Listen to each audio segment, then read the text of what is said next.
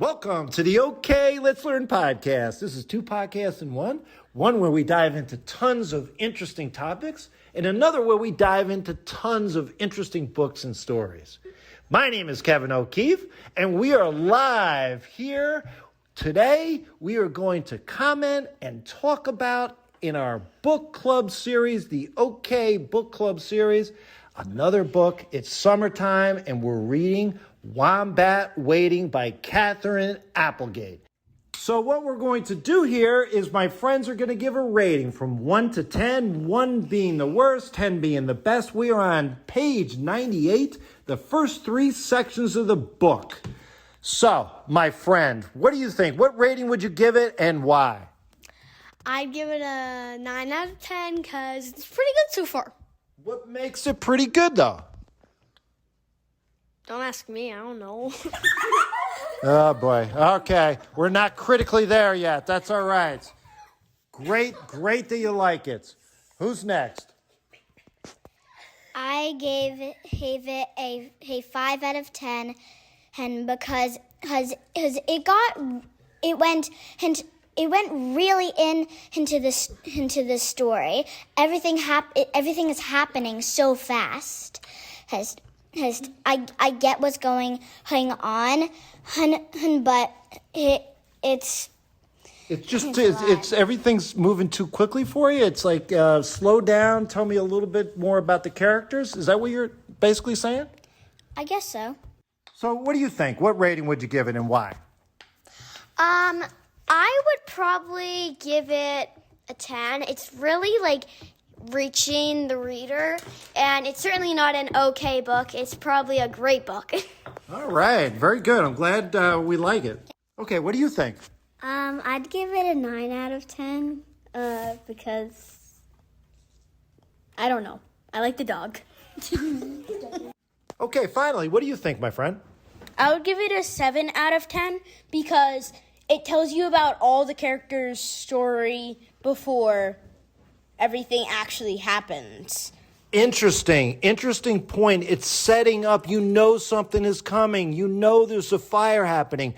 So it's great to know our characters before the big event in the story is going to happen. We need to know background of the main characters. That's what makes a book wonderful. Right up front is fascinating. Yeah. Okay, we got some more book club participants. Here's the question. What do you think ultimately will be happening with this story? We got this dog. He's going towards this fire, and we're assuming, since he ultimately ends up becoming a statue on a park bench, that something remarkable will happen. What do you think, my friend, will happen? So basically, I think that he will end up running into Henry's car, not exactly hitting it, but they'll see it. And then I basically think that Henry will find him, and they'll probably end up helping someone in need, and then they will become town heroes, and he will be gifted a bench and a statue. So Henry is going to be a hero just as well as Wombat. Interesting. Great thought. What do you think, my friend? I think Wombat is going to see Henry, and Henry's gonna save Wombat from the fire, and they're going to be heroes together and help people in need. Oh, there you go. Look at you. Great thought. Okay, what do you think, my friend? I think Wombat will eventually find Henry in some situation in in trouble, about to maybe get seriously hurt in the fire, and Wombat's gonna somehow save Henry by guiding Henry out of the fire safely. And then I don't know, Henry's family is executive in the town and creates a statue of Wombat in honor of saving Henry. You know what? All great thoughts. I tell you what, I'm saying this up front. This dog better not pass away. That's all I have to say. I want him to live a long, healthy life and definitely be a hero. Too many dogs passed away in these kids' books. It's not right. Great book so far, so let's dive into it. All right, we got one more edition here. What do you think, my friend, is going to happen at the end of the book? So I think Wombat, kind of be like trapped in the fire, and his friends will try to help him, but they also will get trapped in the fire, or like the fire keeps going bigger, and bigger.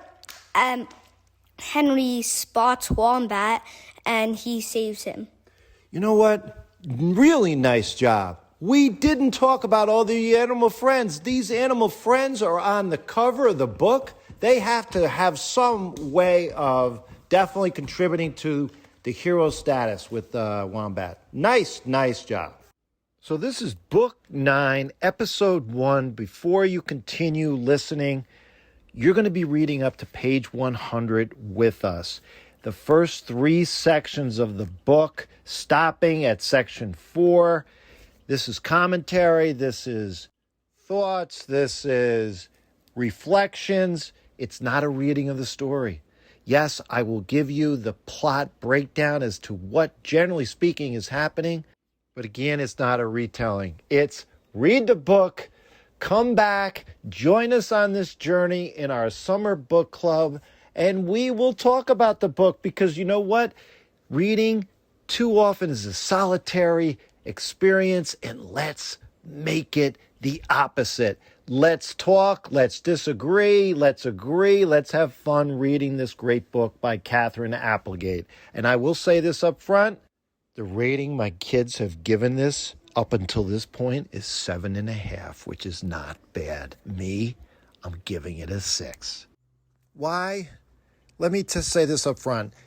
The one and only Ivan, I couldn't finish it. I couldn't get through it. It wasn't engaging enough. Okay, maybe I didn't give it enough of a chance.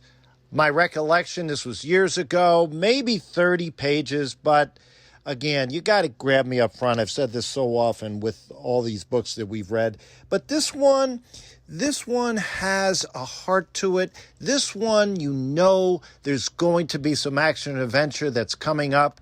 Basically, the plot synopsis right up until page 100. We've got a stray dog by the name of Wombat. We've got a boy by the name of Henry.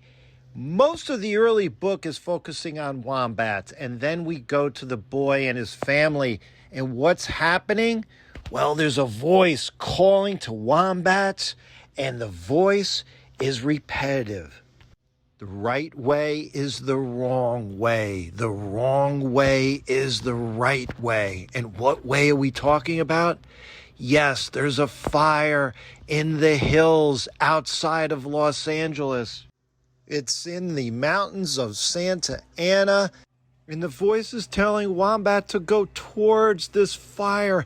This book was issued in 2026, and there's no doubt, although at this point, I haven't read any background information, but there's no question this Palisades fire of 2025, where entire communities were wiped out, was so tragic. This fire, I'm sure, informs everything in the background with this fiction story of Wombat. So what else do we know? We know he comes across a rat, and the rat says basically just good luck and then goes on his way. He comes across this street dog named Silas. What does Silas end up doing? He calls him Destiny Dog.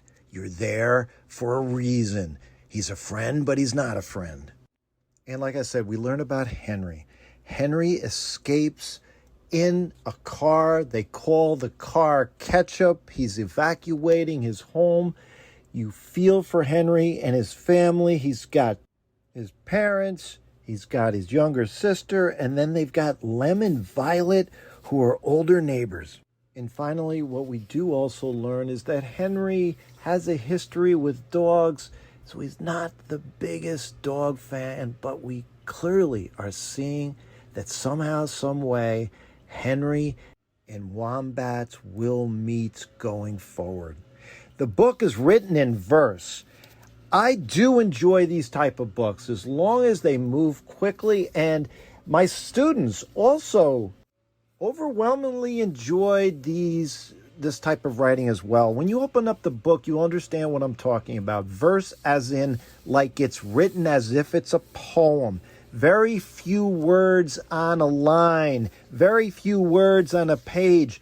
When you're turning the pages, you feel like you're reading a lot more than you actually are. So this book, being so thick, is actually a thinner book if it had regular sentences, regular number of words on each page. But what you have is so many different chapters that have different titles. And again, it does, for me, it does work. I'm not sure if the publishers like it because it's a lot more pages, but hey, if they sell, it will work. My earliest memories go back to the crossover, which was written by Kwame Alexander, and it just seems like so many great bestsellers now are written in verse.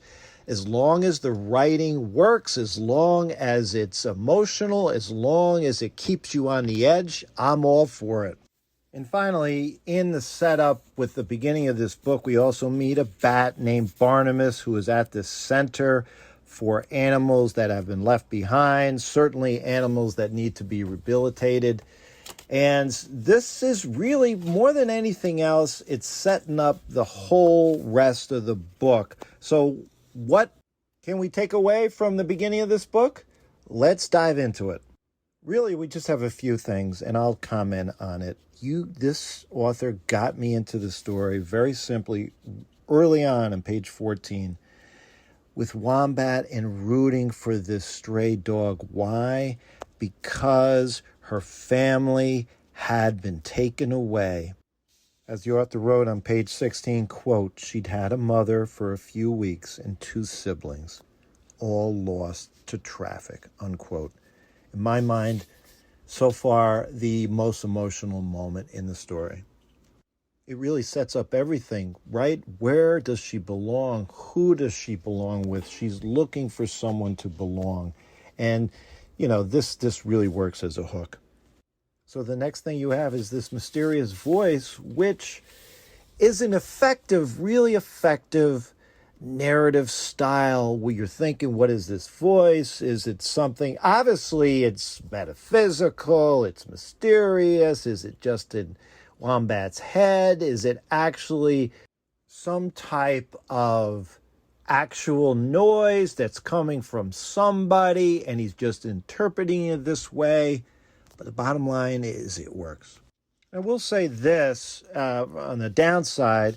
I'm not really invested. I'm not yet there with Henry and his family. There's not as much of an emotional tug.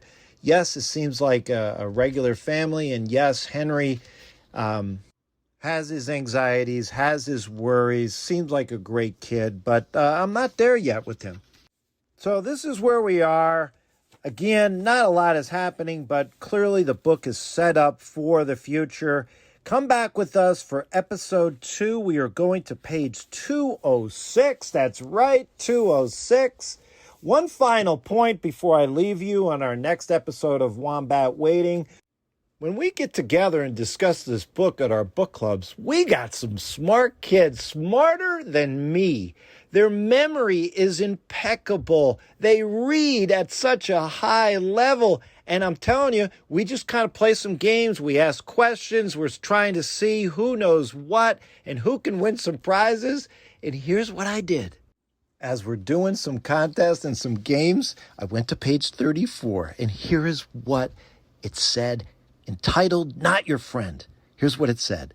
Quote, Wombat headed to one of her spots, an all-night grocery store that sold gas. It was a prime place to find what? The book said it was a prime place to find drop food. A pizza crust, a wayward fry, and a hot dog stub. No one knew the answer to this. I didn't know the answer to it, but I threw it out there, this micro piece of information, and sure enough, one of my former students came up with it. He knew that it was a hot dog stub. He actually said stub. And then his sister the next night, she said, yeah, there was also a pizza crust. Amazing, fantastic. So much fun, friends. Thanks for taking this journey with me. In the introduction to this great book by Katherine Applegate, Wombat Waiting, come back for episode 2. Like I said, read up to page 206 and we'll have our second episode on this great book, What Will Happen? Reach out to me at KEVMOK21@gmail.com. We are on Facebook. We are on YouTube. We are on Spotify. Love the reviews. Love the ratings. Hit that plus button in the top right-hand corner of Apple Podcast. That will subscribe you to the podcast. That will enable you to get new episodes when they're released. We're trying to get out episodes every day or two. So until next time, have fun and keep learning.